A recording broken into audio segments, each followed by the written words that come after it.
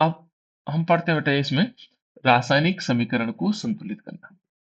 तो देखो संतुलित, पहले हम संतुलित रासायनिक समीकरण को संतुलित रासायनिक समीकरण किसे कहते हैं, पहले हम ये जानेंगे संतुलित रासायनिक समीकरण किसे कहते हैं। जैसे रासायनिक समीकरण दो प्रकार की होती है, एक संतुलित रासायनिक समीकरण, और इस समय ये कौन सी रासायनिक समीकरण जो हमें दिखाई दे रही है सामने कौन सी है, इसको क्या कहा जाता है,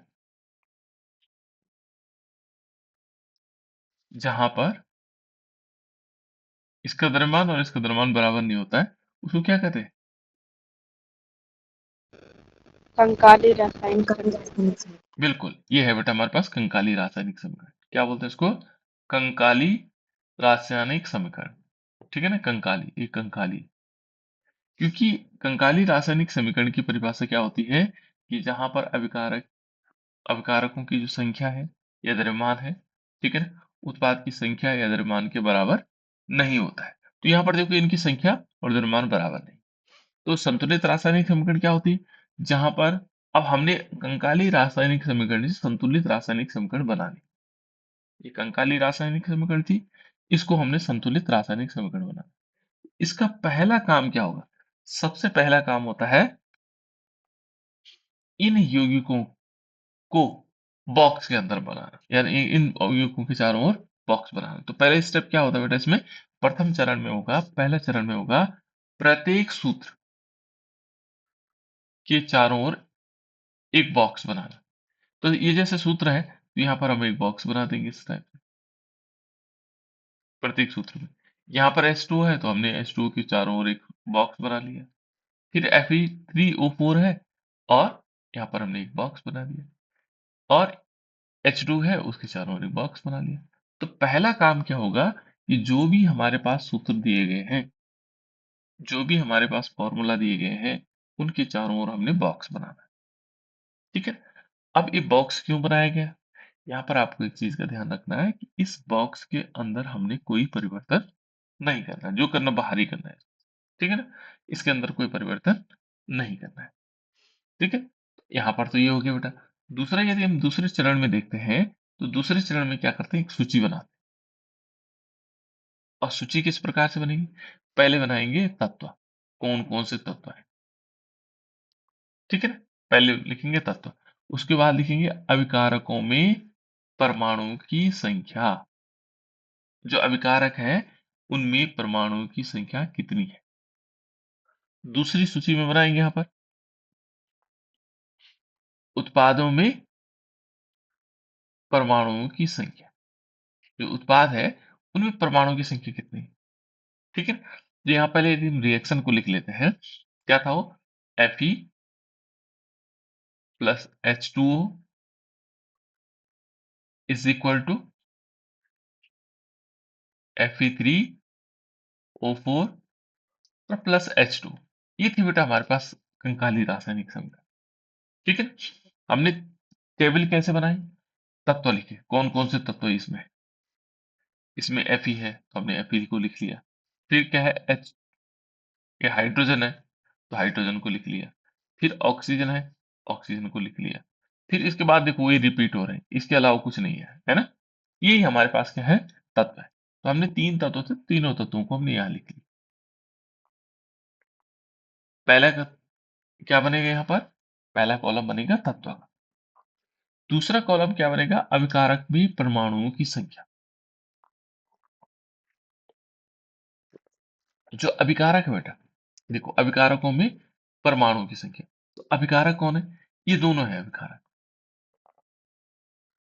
इनमें देखेंगे Fe की संख्या कितनी है, यहाँ पर है एक, तो हमने लिख लिया एक। ठीक है ना, हाइड्रोजन की संख्या कितनी है, दो, हमने दो लिख लिया।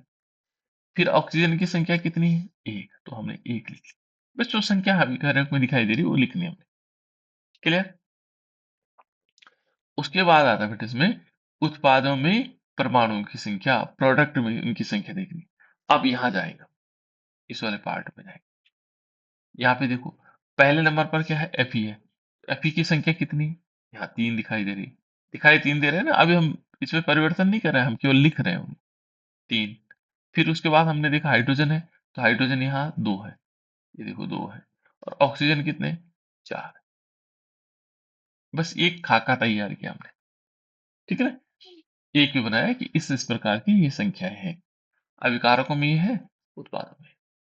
ये बन गया हमारे पास क्या, सूची बन गई। इसके बाद इस सूची पर हम और काम करेंगे। देखो तीसरा चरण में क्या गया, पहला चरण में तो क्या लिखा हमने, बॉक्स बनाया।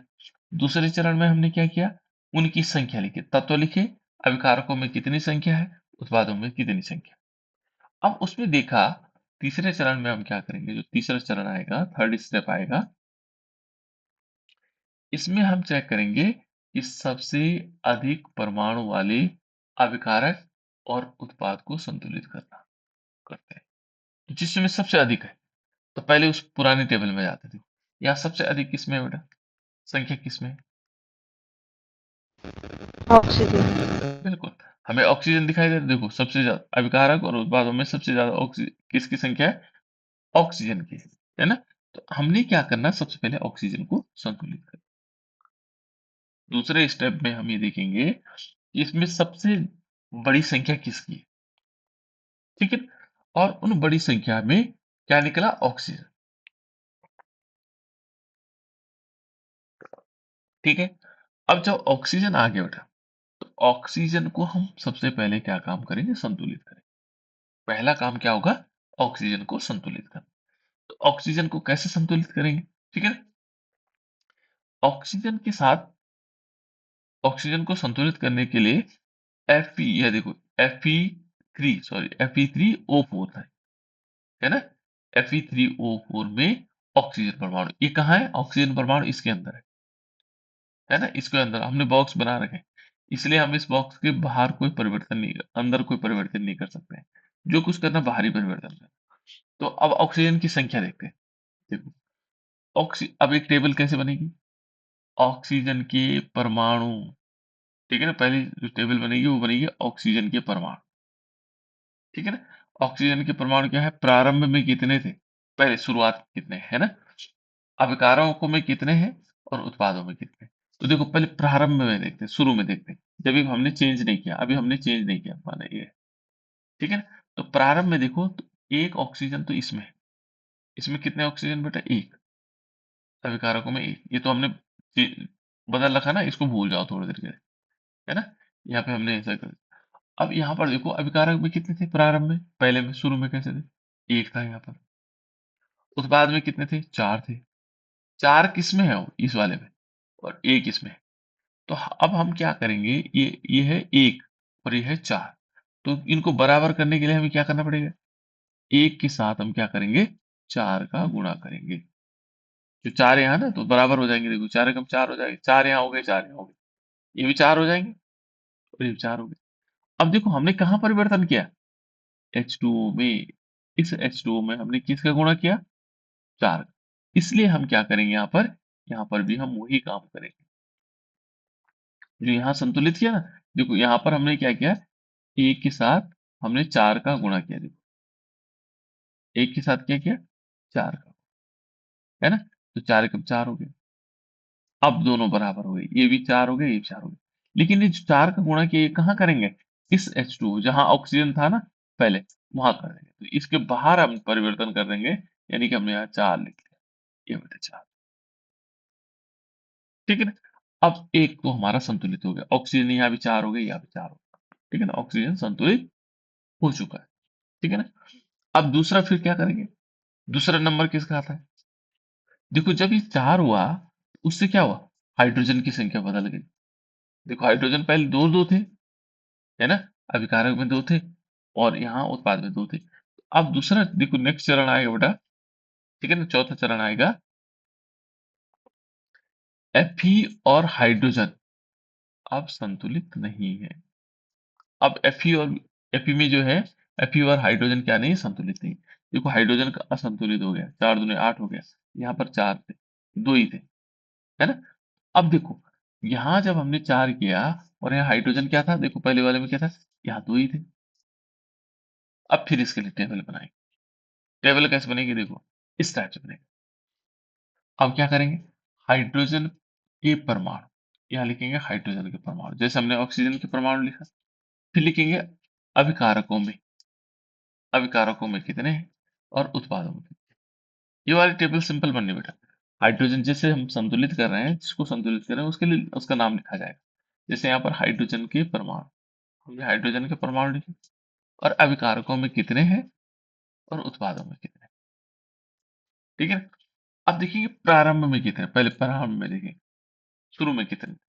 शुरू में H2O में यहाँ पर थे 8, क्योंकि 4 का दूना 8 ये तो था पहले से। जब हम संतुलित कर रहे थे ना, तो ये 4 का दूना 8 हो गए, तो यहाँ पर देखो 8 8 थी यहाँ पर संख्या, लेकिन यहाँ पर कितनी थी, 2। यहाँ 8 थे, यहाँ 2 थे। इनको बराबर करने के लिए हमने 4 का गुणा इस तरफ किया, 4 का गुणा किया इस 4, 4 दूना 8। 4 का गुणा किस में करेंगे, H2 में, देखो H2 में करेंगे, अब संख्या में पता है। तो यहाँ पर हमने क्या किया, 4 का गुणा यहाँ किया। अब क्या क्या हो गया बेटा संतुलित, देखो ऑक्सीजन संतुलित हो गए, 4 4 हो गए, हाइड्रोजन संतुलित हो गए। ठीक है, अब बचा केवल Fe, यहाँ 3 है और यहाँ 1। ठीक है ना? तो अब हमें क्या करना होगा, फिर अब हमें पांचवें चरण में Fe को संतुलित करना होगा। अब उसके लिए भी क्या करेंगे, ऐसी टेबल बनेगी। Fe के परमाणु, आयरन के परमाणु, अभिकारकों में कितने हैं, उत्पादों में कितने हैं, है ना, प्रारंभ में कितने हैं, ठीक है ना, संतुलित करने पर कितने हो जाएंगे, है ना। तो अब हम Fe के लिए बनाते हैं।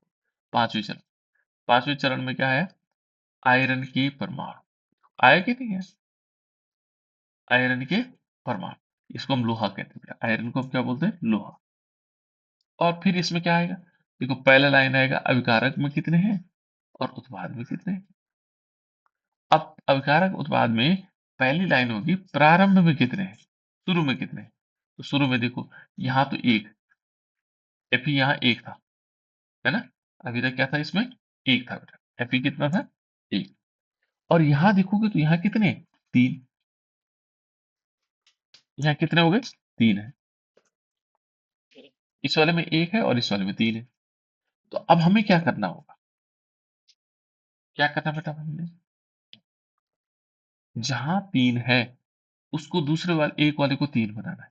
तो अभी सरल वाली रिएक्शन है ना, तो यहाँ 3 पहले से लिखो, 3 ये तो आ गया 3 नीचे, लेकिन यहाँ 1 था, इसलिए हमने क्या कर दिया, 3 का गुणा कर दिया। 3 का गुणा कहाँ करेंगे, इस वाले में। तो इस ये वाला यहाँ पर ही है, तो इसने हमने क्या कर दिया, 3 का गुणा किया और ये समीकरण हमारी संतुलित हो गई। तो इस प्रकार से बेटा हम संतुलित कर सकते हैं, है ना। इसका एक चरण और भी है, जैसे ही है दोनों ओर परमाणु की संख्या बराबर। अब हमने बॉक्स को हटा दिया, ठीक है ना, और हमने इनकी संख्या को इस प्रकार लिख लिया, ठीक है। अब देखो दोनों ओर तत्वों के परमाणुओं की संख्या बराबर है। अब यह समीकरण संतुलित है, ठीक है ना। और रासायनिक, देखो रासायनिक समीकरणों को संतुलित करने की इस विधि को हम क्या बोलते हैं, हिट एंड ट्रायल विधि कहते हैं, हिट एंड ट्रायल। इसको क्या बोलते हैं, हिट एंड ट्रायल विधि कहा जाता है, ठीक है।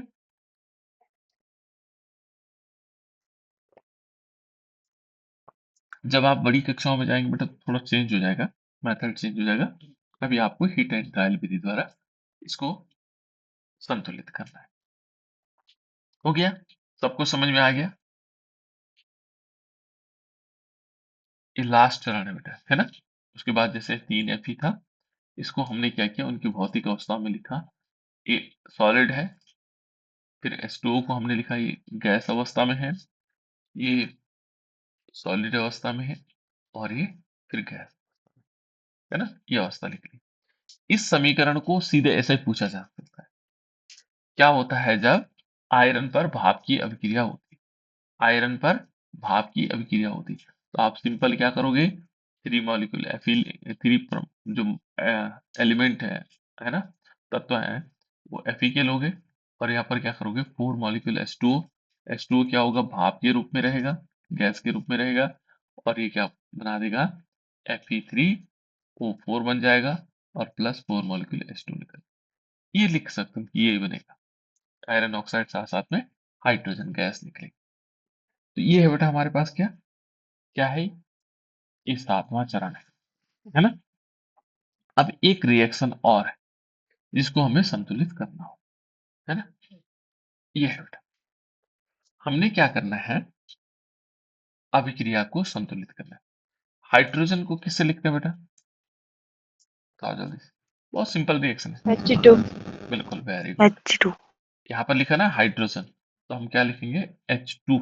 हाइड्रोजन गैस के रूप में था, तो हमने क्या किया, H2 लिख लिया इसको। क्लोरीन को किससे लिखते हैं, क्लोरीन भी गैस होता है, क्लोरीन को किससे लिखते हैं, क्लोरीन लिखते हैं Cl2, Cl2। और हाइड्रोजन क्लोराइड किससे लिखते हैं,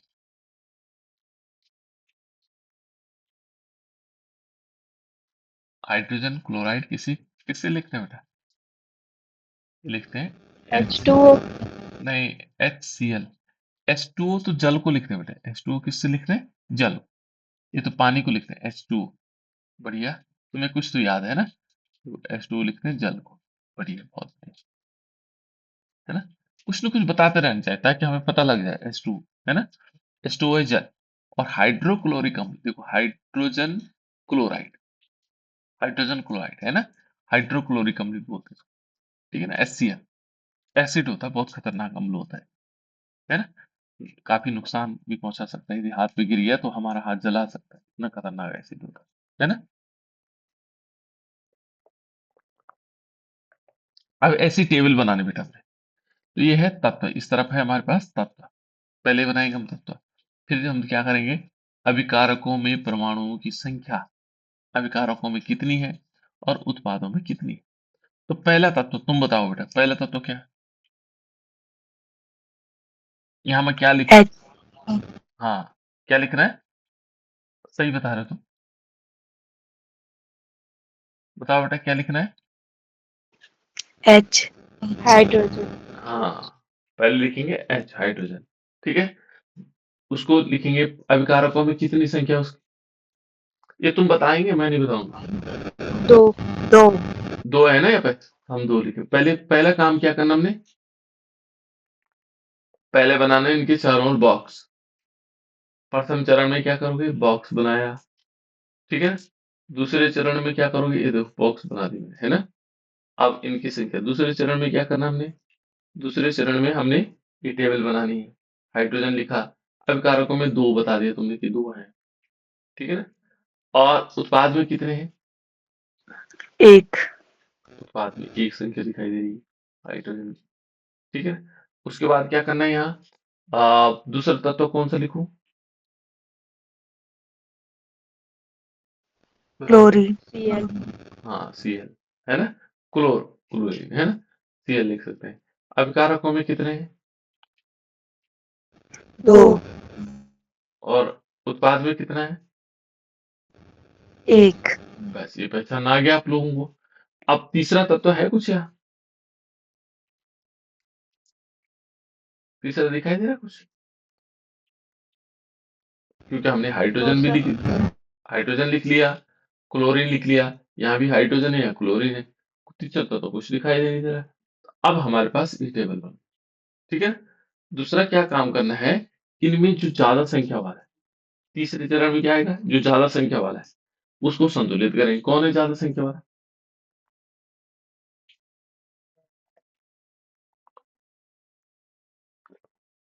दोनों दोनों बराबर है, कोई ज्यादा वाला नहीं है, तो किसी एक को संतुलित करते हैं। इसके बाद हम क्या करेंगे, तीसरे स्टेप में पहले हाइड्रोजन को ही लेते हैं, क्योंकि यहाँ पर दोनों बराबर है, दो ये भी है, दो ये भी है, ये एक यहाँ एक यहाँ, कोई फर्क नहीं पड़ रहा है, तो किसी एक को कर लेते हैं, है ना?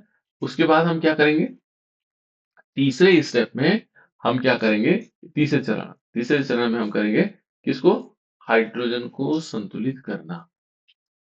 तो हाइड्रोजन को जब हम संतुलित करेंगे तो एक टेबल बनेगी, हाइड्रोजन को संतुलित करने के लिए क्या बनेगी बेटा, एक टेबल बनेगा। और उस टेबल में क्या करोगे, पहले लिखोगे, क्या लिखना है पहले,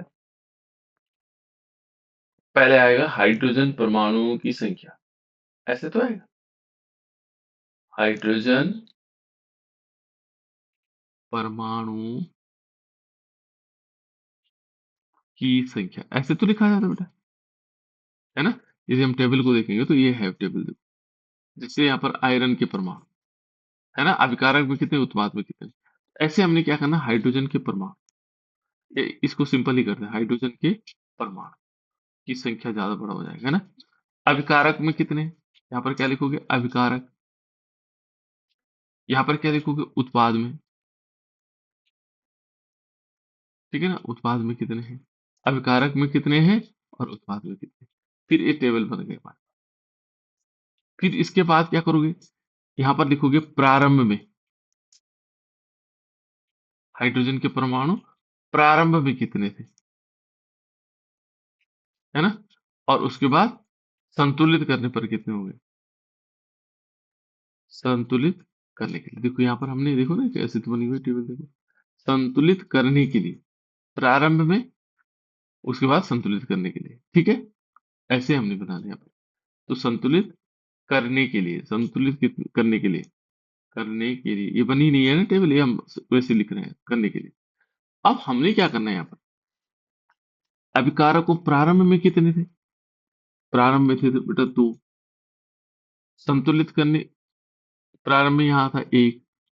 अब हाइड्रोजन को हम संतुलित कर रहे हैं, तो हाइड्रोजन को क्या करेंगे, देखो यहाँ पर दो हैं, तो यहाँ हम क्या करेंगे, यहाँ पर हम दो का गुणा कर देंगे इसके साथ, एक के साथ दो, तो दोनों बराबर हो जाएंगे। कहाँ किया हमने गुणा, उत्पाद में, उत्पाद में नहीं, यहाँ।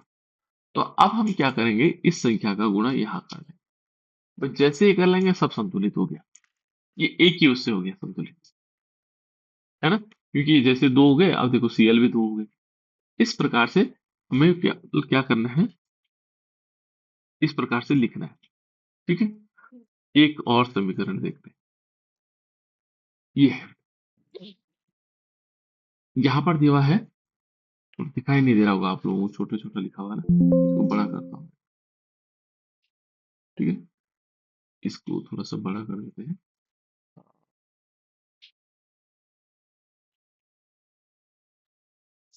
इस प्रकार से लिखा हुआ, ठीक है, ये रासायनिक समीकरण इस प्रकार से लिखी है। टेबल और यहाँ इंसर्ट कर देते हैं, ये हमारे पास टेबल आ गई, और भी रीड करने हैं, इसको थोड़ा बड़ा बना देते हैं, ताकि, सॉरी, हाइड्रोजन ऑक्साइड ही केवल बड़ा बना है,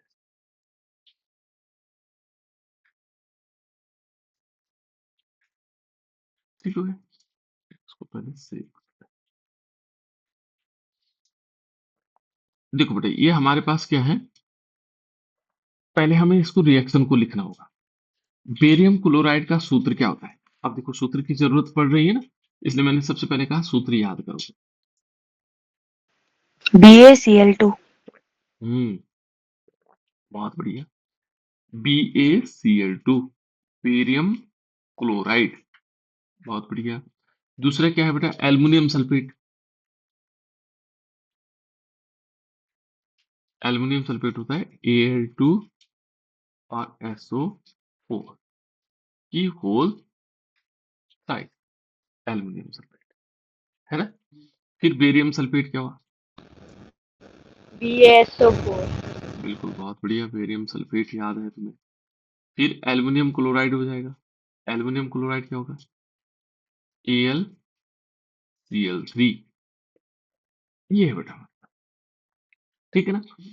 इसको हमें संतुलित करना है, इसको क्या करना है, संतुलित करना है। तो कैसे संतुलित हो सकता है, सबसे पहले तो क्या काम करेंगे, पहले स्टेप में इनकी चारों ओर बॉक्स बनाएंगे, इनकी चारों ओर क्या बनाना है, बॉक्स, इसके भी बॉक्स बना दिया, इसमें भी हमने बॉक्स बना दिया,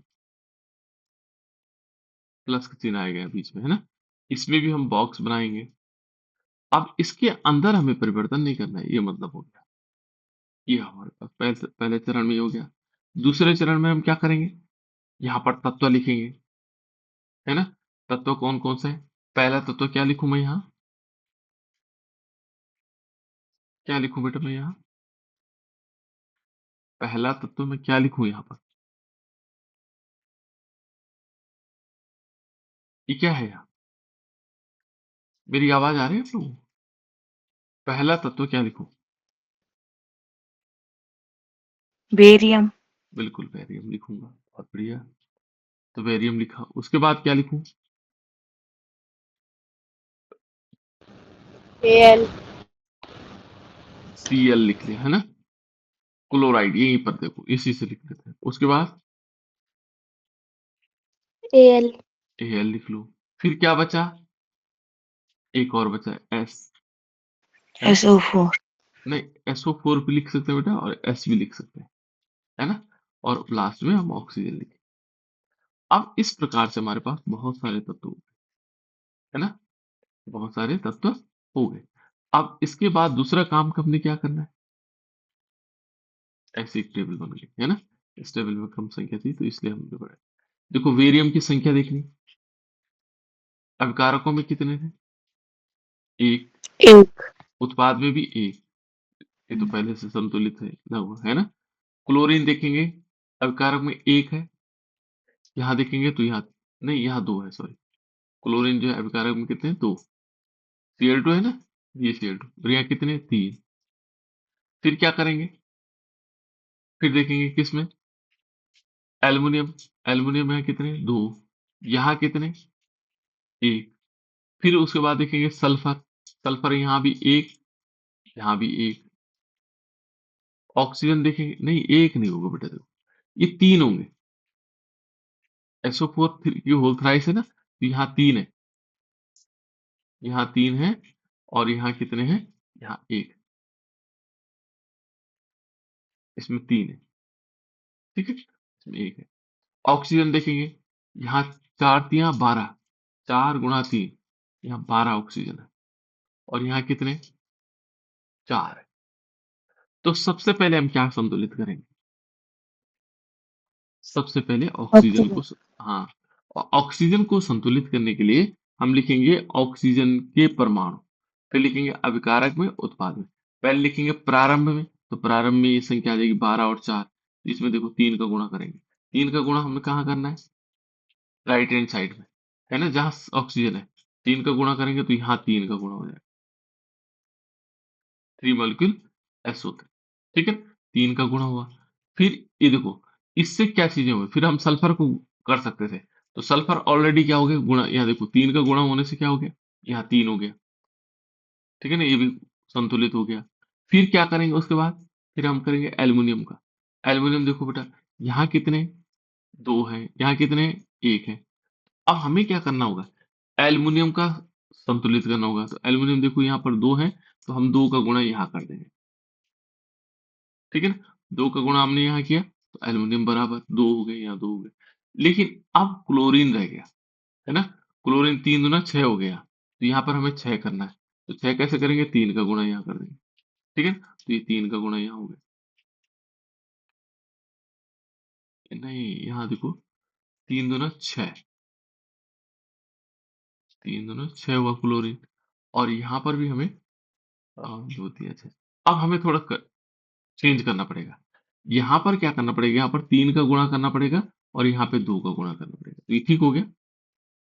2 तिया 6, और 3 दूनी 6, ये देखो इस प्रकार से। अब बाकी सारी रिएक्शन संतुलित हो गई।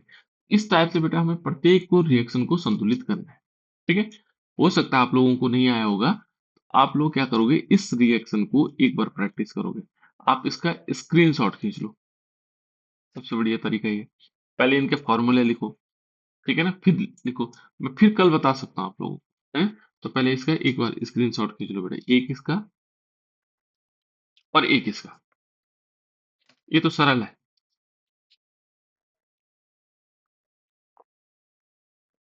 ये वाला थोड़ा सरल है।